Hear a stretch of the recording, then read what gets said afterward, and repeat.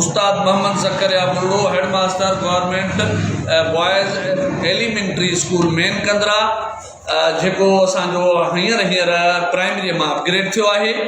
ऐं असांजी इनरोलमेंट जेका आहे उहा प्राइमरी साइड जी 1000+ आहे, 1000 खां मथे आहे। ऐं मां वटि हिन महिल जेके उस्ताद आहिनि उहे 19 आहिनि, जिन मां 2 उस्ताद, हिकिड़ो JST थी वियो आहे, हिकिड़ो रिटायर थी वियो आहे। मां वटि 17 क्लास मां वटि हलनि था ऐं मां वॾी कोशिशुनि सां 3 उस्ताद 4 वरिता आहिनि, जेके जन सिर्फ़ु स्कूल खे जे तालीम खे मेंटेन करण जे लाइ, डिलीवर करण जे लाइ। पर छोकी हाणे हीअ असांजे TO साहिबु साईं अफ़ज़ल बेग मुग़ल साहिबु हिकिड़ो कल्ह लेटर कढियो आहे त मां मेन स्कूल कंदरा मां 4 उस्ताद रिलीव थो कयां, जिन जी मूंखे ज़रूरत न आहे। हाणे मूंखे हैरान आहे त स्कूल जे ग्राउंड रियलिटीज़ खे ॾिसण खां सवाइ, इनरोलमेंट खे जाचण खां सवाइ, तालीम जे मयार खे ॾिसण खां सवाइ तव्हां नादरी हुकुम जारी था कयो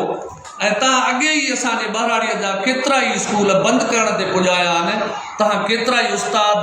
इन्हनि स्कूलनि मां पैसा वठी ऐं बदिलियूं कयूं आहिनि, करायूं आहिनि, किन खे काॾे मोकिलियो अथव, असांजे स्कूलनि खे तबाही जे किनारे ते पुॼायो अथव। सो लिहाज़ा मां हिन लेटर जेको बि आयो आहे, मां साईं जन खे गुज़ारिश कयां थो त पंहिंजो वापसि वठो। मां हितां पंहिंजा उस्ताद कंहिं बि सूरत में रिलीव कोन कंदुसि, पंहिंजे इदारे खे तबाह करणु कोन ॾींदुसि। मुंहिंजो हिकु स्कूल बहितरीन अंदाज़ में हले थो ऐं मां पंहिंजे DO साहिब खे, डायरेक्टर साहिब खे, सेक्रेटरी साहिब खे, एलिमेंट्री साइड वारनि खे गुज़ारिश कयां थो त इन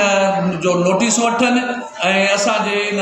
TO साहिबु जंहिं असांजे स्कूल इदारनि खे तबाह करण जो ठीको खयो आहे, जेको अॻु में उहो जेको आहे असांजे स्कूलनि खे तबाही जे किनारे ते पुॼायो आहे, सो